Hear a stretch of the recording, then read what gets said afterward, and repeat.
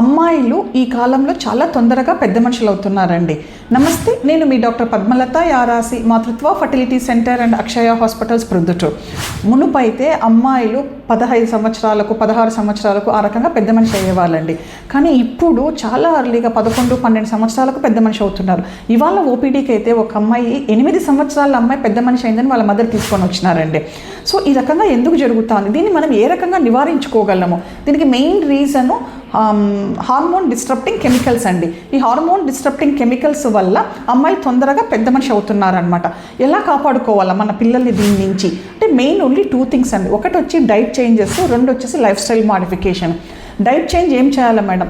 Processed food, packed food, preservatives ఉన్న food, pizzas, burgers, chocolates, cakes, pastries, ice creams అన్నీ బంద్ చేయాలండి. ఇవన్నీ మానిపించేసేయాలి పిల్లలతో మనం తినడం.